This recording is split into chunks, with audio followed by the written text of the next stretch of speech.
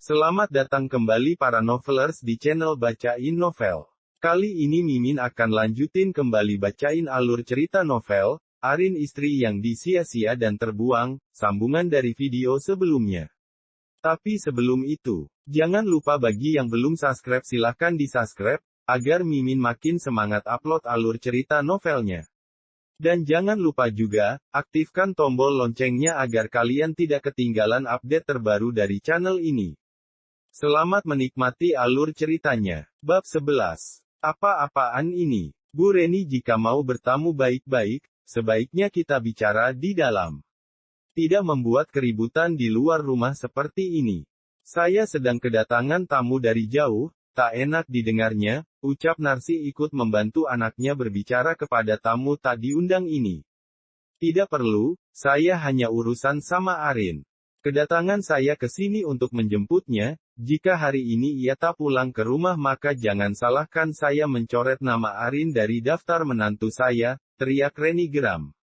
Silahkan. Lagian, anak saya ini juga tak akan menyesal jika dibuang oleh Anda dan keluarga besar Anda. Justru Anda yang akan menyesal telah menzalimi anak saya. Lihat saja, siapa yang akan bahagia setelah perceraian ini? Arin atau anak Anda, karena hukum tabur tuai itu jelas adanya. Reni tampak marah dengan ucapan Narsi, ia menarik Agam dengan keras dan menyeretnya untuk ikut pulang.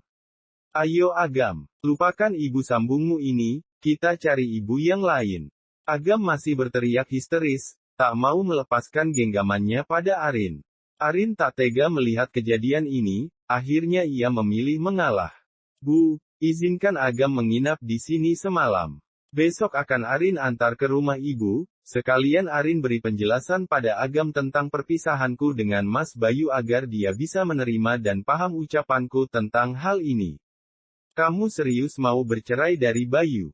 Tanya Reni seperti tak percaya dengan ucapan Arin barusan. Kapan Arin berbicara omong kosong dengan ibu seperti itu? Mungkin perpisahan adalah jalan terbaik, ucap Arin. Reni meninggalkan Agam dengan Arin dengan perasaan kesal. Tadinya ia berpikir, Arin mau ia ajak pulang dan kembali menjadi pengasuh bagi cucunya. Nyatanya, Arin justru hendak menceraikan Bayu. Ini artinya ia akan kehilangan pesuruh gratisannya.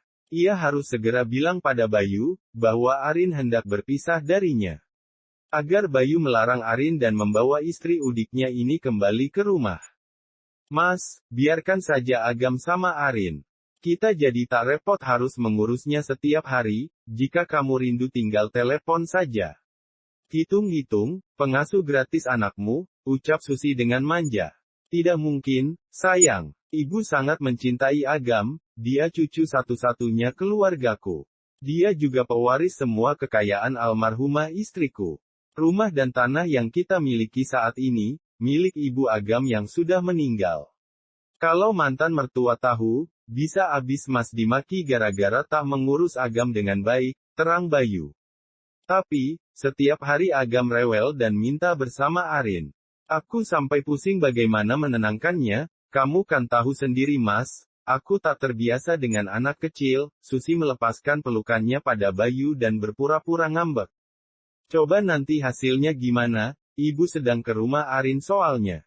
Mungkin ia berhasil membujuk Arin agar mau kembali lagi ke sini. Jika Arin sudah kembali, Mas bisa sering main ke kosan lagi sampai malam. Sekarang, menahanmu lebih lama di rumahku juga bahaya.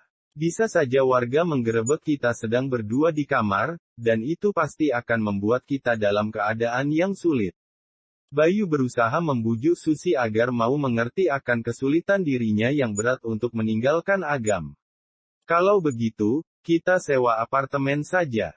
Dengan begitu kita bisa leluasa berdua, dan rumah ini Mas jual aja. Pakai alasan apa kek, misal Arin atau Agam sakit gitu.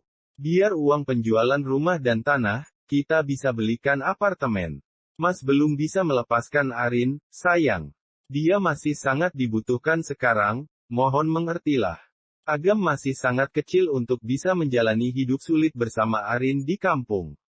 Masa iya kamu tega, melihat Agam menderita sedangkan kita bahagia? Nggak adil bukan? Lebih baik kita bersabar, semuanya akan Mas urus dengan baik. Jika Arin menolak hubungan kita, Mas akan tetap menikahimu.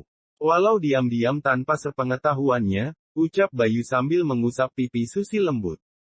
Kamu mau aku jadi istri keduamu Mas? Ucap Susi sendu. Bukannya dulu kamu tak keberatan. Tapi kan sebelumnya kamu tak pernah berbuat lebih denganku, hanya sebatas bertemu dan berciuman saja. Tapi kamu sudah mengambil apa yang sudah aku jaga sebelumnya. Kamu harus tanggung jawab, kalau aku hamil gimana?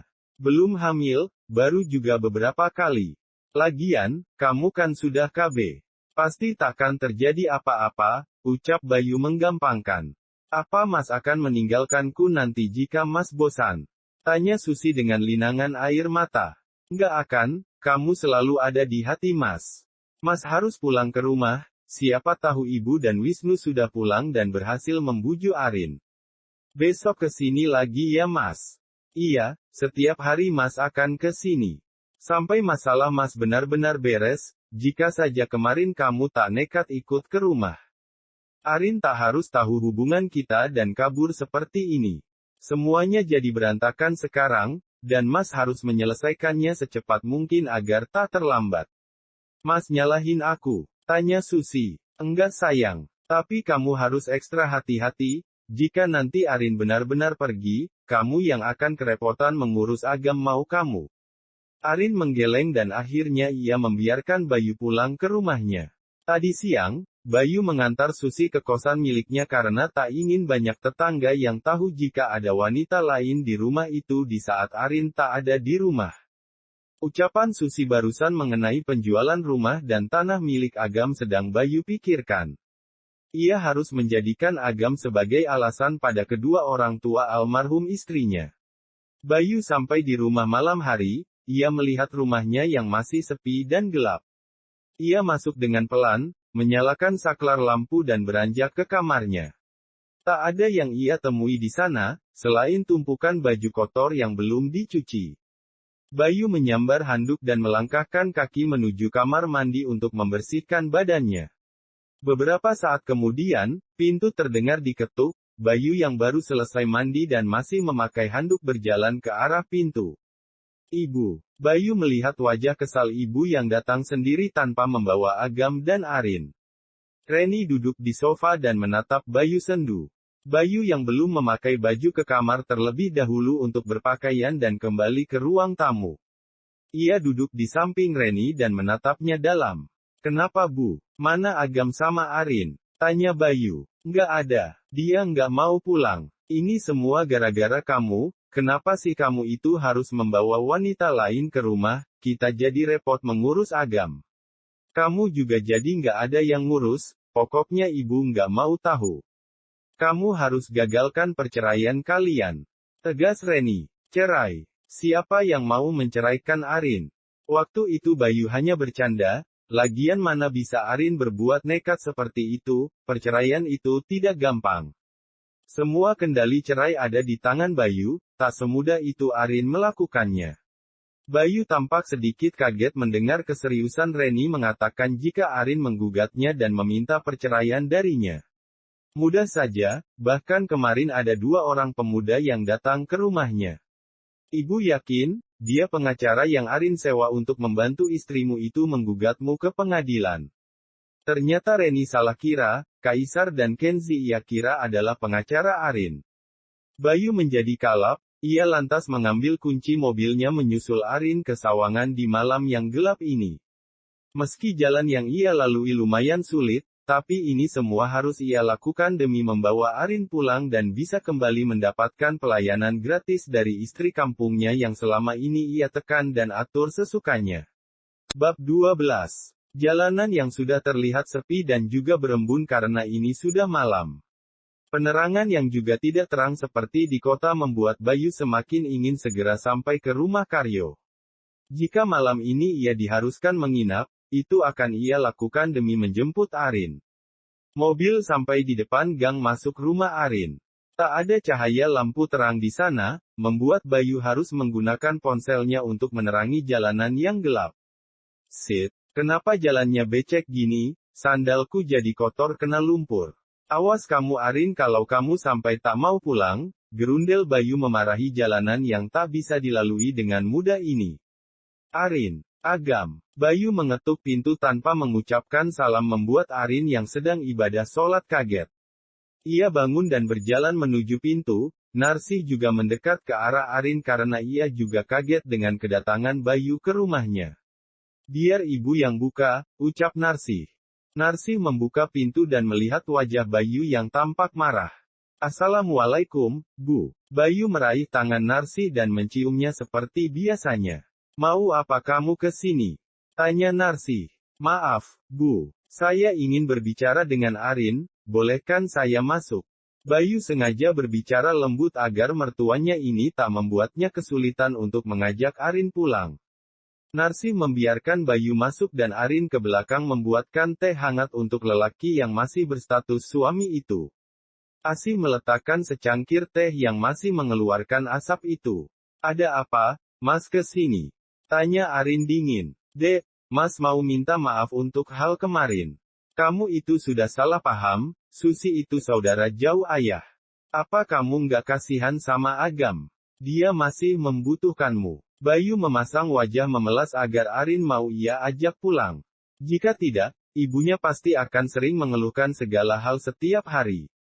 Maaf, Arin nggak bisa. Arin sudah ajukan perceraian kita ke pengadilan. Lagian, Arin sudah tak peduli ada hubungan apa Mas dengan wanita bernama Susi itu. Arin sudah terlanjur sakit hati, Mas selama ini terlalu egois dan mau menang sendiri. Arin sudah tak kuat lagi melanjutkan, jika Mas takut Agam rewel, Arin tak akan keberatan jika Agam sering ke sini dan tidur di sini. Tapi kalau untuk kembali ke sana, Arin tak bisa. Keegoisan Mas tak bisa lagi Arin terima, ucap Arin sendu. Sejatinya ia harus bisa berupaya tenang dan tak terbawa suasana. Tolonglah, Rin. Jangan bercerai, Mas waktu itu hanya bercanda. Bagi Arin bercanda atau bukan, perkataan Mas itu adalah peringatan untuk Arin bahwa Mas bukanlah lelaki yang bertanggung jawab. Mas tahu, kemarin Mas sudah memukul wajah ini di depan Susi, dan itu cukup membuat Arin sadar dan memilih pergi. Silakan lanjutkan kehidupan Mas sendiri, Arin tak akan melarang ataupun mencampuri urusan Mas. Arin lelah lahir batin dan jangan mempersulit sidang perceraian kita. Bayu menatap geram Arin, sudah harus menurunkan harga dirinya untuk meminta maaf tapi ia malah menceramahinya panjang lebar.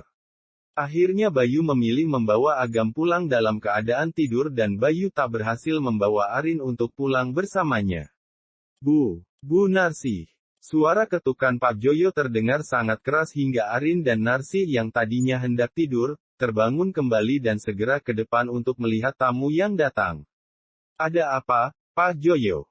Tanya Bu Narsih panik. Ibu, ini, itu garis bawah, Pak Joyo. Yang masih dengan nafas ngos-ngosan, tak kuasa untuk segera berbicara. Aduh, Pak, yang jelas kalau ngomong, kenapa? Ada apa? Pak Karyo, dia abis ditabrak mobil di depan toko Pak Hadi.